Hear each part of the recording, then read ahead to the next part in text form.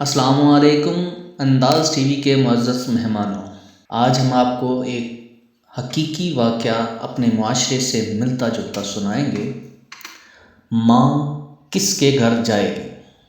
تینوں بیٹوں اور دونوں بیٹیوں کے چہروں پر ایک ہی سوال تھا، اور وہ سب کے سب گزشتہ 1 گھنٹے سے ہاسپٹل کے برآمدے میں ٹہل ٹہل کر اس سوال کا جواب سوچ رہے تھے۔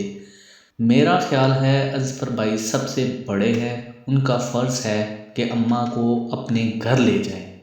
سائمہ نے بڑی دیر کے بعد اٹکتے ہوئے کہا۔ اظفر نے اپنی بیوی کی طرف دیکھا جو مسلسل تسبیح کے دانے رول رہی تھی اور اماں کی سلامتی کی دعائیں مانگ رہی تھی۔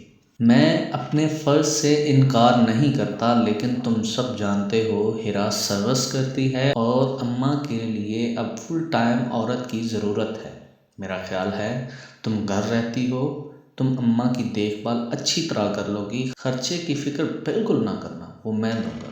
اظفر نے خرچے پر زور دے کر کہا، میری تو بڑی خواہش ہے کہ اماں کی خدمت کروں، مگر آپ تو جانتے ہیں کہ میرے سسرال والے کس طرح کے ہیں، اور میں یہ سب برداشت نہیں کر سکتی کہ میرے بھائیوں کو کوئی برا کہے۔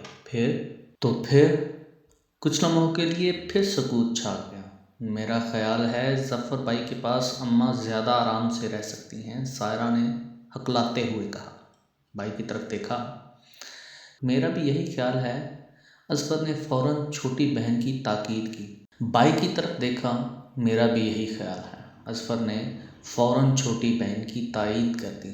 ظفر اور اس کی بیوی نے آنکھوں میں ایک دوسرے سے کچھ کہا۔ اصل میں اماں کا کبھی بھی ہمارے گھر دل نہیں لگا، وہ تو ہمارے گھر 2 دن سے زیادہ رہتی ہی نہیں۔ بیماری میں تو انسان تنہائی سے گھبراتا ہے۔ شہینہ نے شوہر کے کچھ کہنے سے قبل ہی صفائی پیش کر دی۔ پھر اب کیا ہوگا؟ میری تو مجبوری ہے، میری آمدنی بھی کم ہے، پھر میرے گھر میں تو بالکل جگہ نہیں، اظہر نے کہا۔ پھر اماں کس کے گھر جائیں گی؟ سب مجبور تھے اور سوچوں میں غرق تھے۔ آپ سب وارڈ نمبر 2 کی مریضہ کے رشتہ دار ہیں؟ ان سب نے گھبرا کر سر اٹھایا۔ جی، آپ کو وارڈ میں ڈاکٹر بلا رہے ہیں، خدا خیر کرے۔ وہ سب تیزی سے وارڈ میں داخل ہوئے۔ Expired. I am so sorry, she's no more۔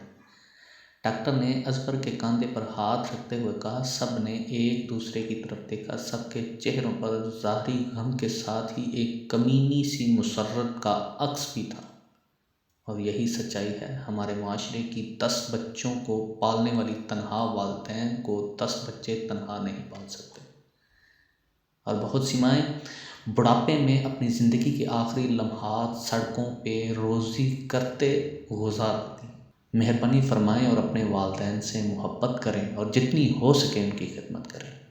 آپ کی اولاد بھی آپ کی خدمت اور آپ سے محبت کرے گی۔ جزاکم اللہ خیر۔